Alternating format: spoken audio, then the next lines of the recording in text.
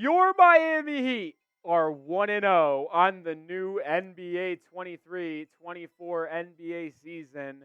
103-102 victory for the Heat in the 305. They defend home court after almost blowing a 19-point lead. They were up 19 at one point in the fourth quarter, but it came tight at the end. The Pistons had a chance to win this game late, but were not able to capitalize. Cade Cunningham misses a three at the buzzer, and the Heat survive with a 103-102 victory. And I just want to get the comment section flowing right off the bat. Get that W's in the chat. Type the W's. Heat win 103-102. There's a lot to break down from this game. I'm excited to go over it with you guys, but spam those W's in the comment section below. Heat win, man. It wasn't pretty, but I will never complain about a Heat victory a day in my life. I think the main story, though, of this game is how much Tyler Herro struggled.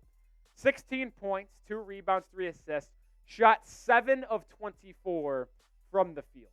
That's not going to cut it. I expected Tyler Herro to take a jump, a leap, if you will, in this NBA season, averaging 23, 24 points a game while shooting efficient from the field, because I felt like he was motivated after hearing his name in trade talks so often over the past couple of years. This year was the most real the trade talks have ever been, and he was still with the Miami Heat.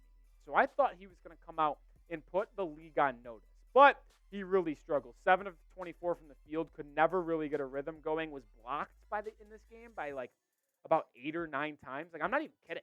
The Pistons, big men, were absolutely swatting away Tyler Herro's shot attempts, and he struggled down the stretch. I had him more than 20.5 points on PrizePicks. I believe Tyler was going to have a good game. Evidently, he does not, and it hurts the Heat as they escape a victory. But like, I don't want to like be too negative about a Heat victory, but I am a little wary because you're facing a team that is not good. The Detroit Pistons are not a good basketball team. Let's not get it twisted. And you didn't have the best night offensively. I felt like there was a lot of stagnant, a lot of missed opportunities, a lot of shots that were open that the Heat failed to connect on. They finished with 103 points, and I want to check back here. They scored only 20 points in the fourth quarter. That's not going to be acceptable. And I feel like they really struggled to score down the stretch in this game, right? Like, they were moving early. They were up, I believe it was 94-75. That was the 19-point lead. And then from there on out, you get outscored. What is that? You scored 9 points. They scored 20, so 20-9. That's not going to cut it. And if you do that against better teams, a la the Boston Celtics, the Milwaukee Bucks, who you play in 2 of your next 3 games. Heat play the Celtics on Friday. The Heat play the Bucks next Monday. If you put up fourth quarter stinkers like that, you're going to lose. Now, with that being said, like I mentioned, the Heat did win, so I'm not going to come out here and complain. But I am concerned a little bit about the choke job that the Heat tried to put on, because I don't want to see them lose any games this year. And if they're going to put up fourth quarter performances like they did tonight, it's going to be very difficult to beat the elite of the elite teams.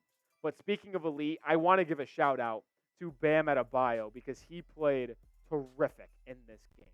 22 points, 8 rebounds, 3 assists, 7 of 13 from the field. Shot 53% from that field, basically 54 if you round up. And he had, I would argue, a game-saving block late in this fourth quarter. Cade Cunningham, trailing by 1, drove in to the left, went up with a lefty layup, and Bam swatted it. Jimmy saved it, and the Heat had another possession. Now, they didn't score on that possession, but it allowed the Heat to milk 25 seconds off the clock and have a chance to put the game away with a dagger. They were not able to do so, but Bam Adebayo's defensive prowess, his offensive game, was on full display. And I'm not going to come out and say Bam Adebayo is the best player on this Heat team. It is still Jimmy Butler. But Bam is undoubtedly a top 20 player in the association, a top 3 defender in the NBA. I have him at number 1. And when he's giving you 22 points on 54% shooting, which is what he shot last year, you're going to be very happy. I actually think Bam struggled a little bit too with his mid-range shot. He's usually much more efficient in that 10 to 15 foot range. He wasn't able to convert today, and he still gave you 22 on 50% shooting. So I'm not going to sit here and be upset with what Bam Adebayo did. He was terrific defensively, absolutely terrific. And that's probably the reason why the Heat were able to come away with a victory tonight, is because of Bam's defense and his just overall offensive game. More breakdown in a second, but got to give some love to our sponsor on today's show, and that is PrizePicks. Go to prizepicks.com/CLNS and use code CLNS for first deposit match up to $100. You don't have to worry about playing pros or sharks like on other daily fantasy sports platforms.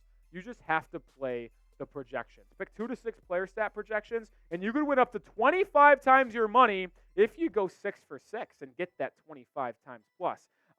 Looking back on what I did for the Heat Pistons game, I was doing so well. I had more than Jimmy Butler rebounds. He was in double figures with 13 rebounds.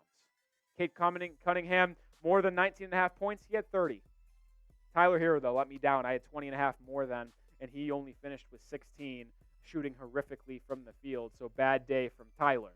But go to prizepicks.com/CLNS and use code CLNS. I'm going to continue to play PrizePicks all season long. Tonight's loss does not deter me away. The best daily fantasy sports app on the platform or planet, or on the planet, excuse me. So join them today. That link is in the comments and description of today's video.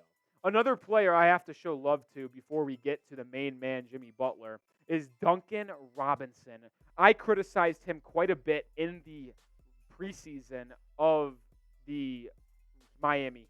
I thought he was a little timid. He was not able to hit his three-pointers. But now he was able to hit his threes. He had 15 points. He shot 6 of 10 from the field. And the thing that stood out to me so much about Duncan Robinson is his connection with Bam Adebayo. Bam and Duncan have a tremendous mental connection where they know what they're going to do or what each other are going to do on every given play. Duncan doesn't have to worry about faking going to the top of the key, cutting back door, and Bam throwing it out of bounds because he was expecting a handoff. Bam and Duncan are like a quarterback wide receiver, like Tua Tagovailoa and Tyreek Hill. They both know what the defense is doing and how they're defending them. So if Duncan's getting overstepped and overguarded, cut back door for an easy layup. If he's getting a little bit underguarded, Duncan's going to come around the hip, catch the dribble handoff, and launch up a three, or draw a defender and hit Bam on a roll. Duncan Robinson and Bam Adebayo's connection on the offensive end is so pivotal for the Miami Heat. And I don't think you should expect Duncan to give you this every single night. But if you're able to get 10 to 12 points from Duncan off the bench on a given night while shooting above 38% from beyond the arc, your offense becomes so much more dynamic because helping out on Duncan Robinson, who looked like his 2019-20 self today, where he earned himself a large contract and is one of the best three-point shooters in the league, if he can play like he did tonight, it's just going to draw more attention to him, which will allow Tyler Herro more open looks, Jimmy Butler more open looks, and Bam Adebayo more open looks. So there is no downside to Duncan Robinson playing well like this. And I know a lot of fans, including me, wanted to trade him this offseason. He plays like that, I don't think we're trading him at all in this season. But I got to give some love to Jimmy Butler as well. 19 points, 13 rebounds, 4 assists for our main man, number 22. 6 of 18 from the field. He struggled as well, knocking off that rust. If you remember, he didn't play in the preseason at all. So he's still working out some of his kinks. This was his preseason. So don't get too upset about Jimmy Butler. I think that he will find his offensive rhythm. He was actually good offensively in the first half. Didn't really have any offensive mojo in that third and fourth quarter. Part of the reason why the Pistons were able to come back. But the Heat were able to hold on and move to 1-0 on the new season. And speaking of the season, we are never going to stop with our Miami Heat coverage. Non-stop videos and watch parties all season long. If you want to be the most informed Heat fan on the planet, you'll get all Heat news, Heat rumors, trade rumors, the whole 9 yards. Join the channel. We're We're close to 6,000 subscribers. Let's hit that sub button and keep on climbing to that magical number. Let's move on to Kyle Lowry now, because I have a lot of thoughts on the Heat point guard rotation. Because let's just call a spade a spade.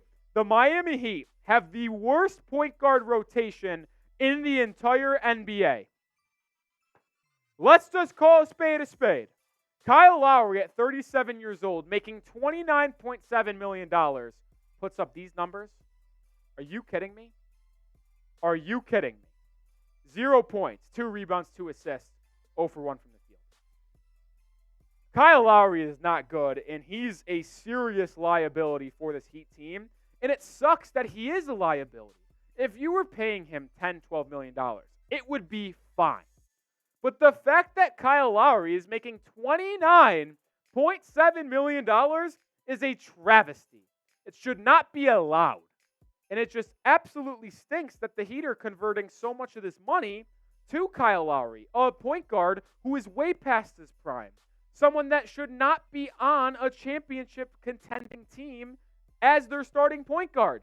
Yet he is. Now, maybe Josh Richardson, when he comes back and is healthy from this foot injury, retains that or takes over that starting point guard role next to Tyler Herro. He'll help the Heat defensively, and maybe he's better offensively as well. But when you think of Kyle Lowry and Drew Smith being your 2 point guards tomorrow, that is not okay. That should not be allowed. The Heat have the worst point guard depth in the league. I like Josh Richardson, but the fact that it's him, Kyle Lowry, and Drew Smith is sad. That is not a good point guard rotation. I like the Heat roster outside of the point guards. They have good depth at the wings. Jaime Jaquez Jr. played well. Thomas Bryant played good off the bench. We talked about Duncan Robinson. Caleb Martin struggled, but we know what he can do. Kyle Lowry, Drew Smith, horrible point guard rotation. Maybe Josh Richardson fixes it a little bit and changes my mindset on the Heat point guard depth. But as of now, I think the Heat absolutely need to make a move for a point guard in the NBA. I don't know who it is. I know people are going to say James Harden. I don't think it's going to be James Harden. The Heat would have to be very bad the rest of the part of this early season for them to go out and make a major move like that. So I don't see it happening. But I'll tell you this. If the Heat do make a move, whether it be benching Kyle Lowry, trading for a point guard, or signing a point guard, maybe Goran Dragic, I don't know. The Heat needs something. We will have a video for you. And if you want more Heat news and rumors the rest of the way, hit that sub button.